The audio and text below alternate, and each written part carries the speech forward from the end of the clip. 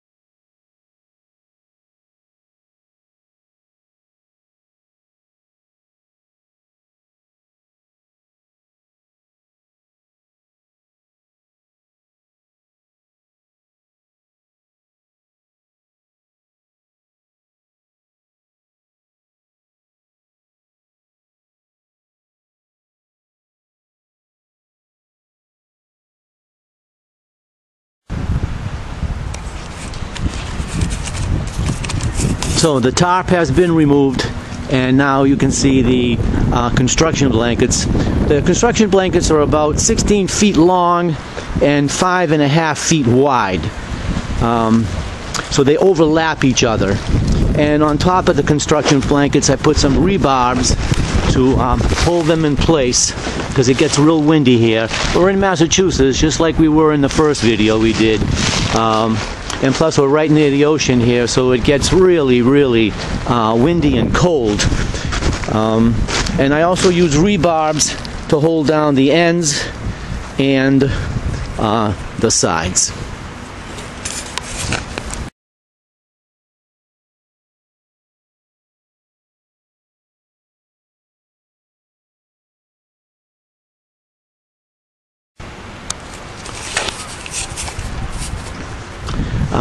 By no means is this the best way or the only way to protect fig trees during the winter months. This is simply one way. It's worked for me for many years. I get lots of figs, so I keep doing it. So the first construction blanket is placed on the center of the row and about 2 feet on each side. You can see how it drapes over. Alright, now the other ways to protect the fig trees, years ago, I think maybe when I was younger and more foolish, I used to dig a hole and kind of bury the tree into the hole. There are also people who plant them in large pots and two-wheel them into their garage where they keep them warm. You can also surround them with bales of hay. I think actually that's really a really good idea, but then I don't know what to do with all that hay in the springtime when I bring them up.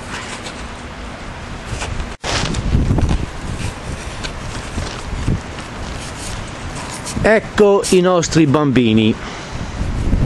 So you can see our little babies here. They've been bent over, tied up. I tie them up as tight as I can.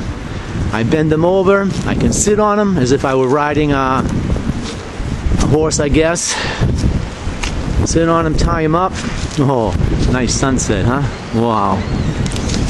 And then I get them as low to the ground as possible.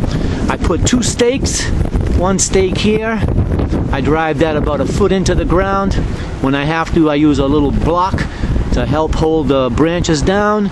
And I put another stake at the end, which also helps me to tie these down. This is the biggest tree, the one in the middle, so I bend that in both directions.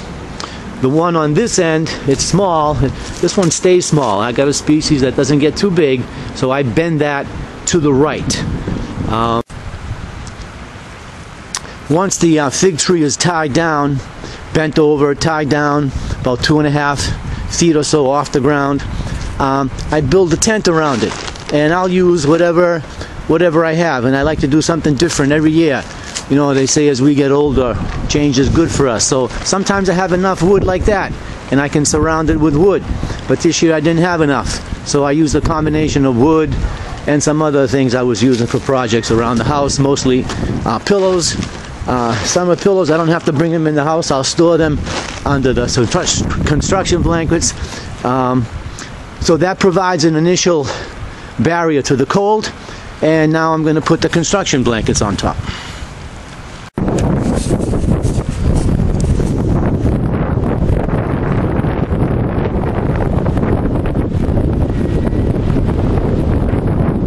Always nice to work with the sunset. So this fig tree is now ready for the winter time. Shouldn't freeze, or if there is any freezing, it'll be minimal.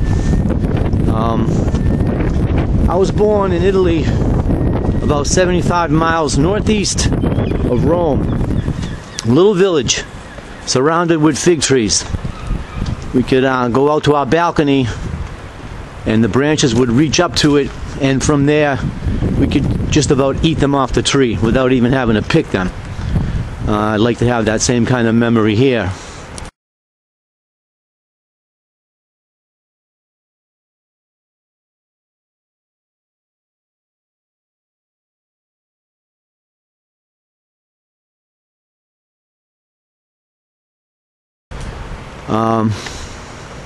So the fig tree in the middle is from Italy, from my little village. We brought it back. The one on the right is a red fig, purple fig. And the one on the left over here is also going to be another white fig. The last thing I have to do, which wasn't in the picture when I first began this video, is insert this PVC pipe underneath the tarps so that the fig tree can breathe. And then I'll put the espresso, the illy espresso insects can get in there or whatever. This fall, late fall season, today's November 15th, 2019, we've already had several frosts. And unfortunately, a few of them were way too severe to expose the fig tree to them. However, I do like to expose the fig trees to the first couple of light frosts. I believe that they kill whatever insects or bugs might be on the trees that do harm to the fig trees. And I also believe that the first couple of frosts will kill any mold or mildew that might be on the branches. But the first frost we had were too severe. I had to partially cover these. So I'm glad I went over this backwards. It's time for a little glass of wine.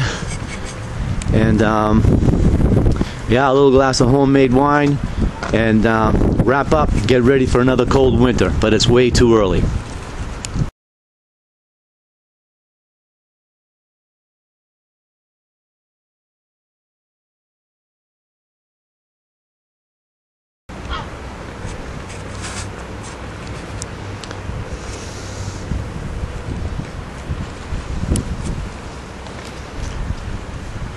The fig tree is dormant, not dead. So that's why we have to put a pipe like this in here. You can put it many places, but somehow you have to let the air circulate in there. It's going to get hot. Even though in the wintertime it's going to be real cold, this is covered up nicely. The sun hits it, it's going to get warm in there, and this pipe allows the air to come out. When it snows, I cover this with snow as much as I can. The snow helps to maintain a warm temperature inside. Then, the last thing for me to do here is to get the garden ready. This is the part of the garden where I had onions. Those were harvested, quite some time ago. So I planted something called winter rye. It grows during the winter time, as you can see. That's another batch that I planted early, and that's coming in pretty nicely as well. This was where the tomatoes were, so I couldn't put the winter rye until later, but it's starting to come in now. And now I'm going to finish working this soil right here and plant the winter rye seed all the way around the fig tree, and that helps to balance the pH and acidity, so in the springtime when I turn this soil over, it'll be nice and balanced.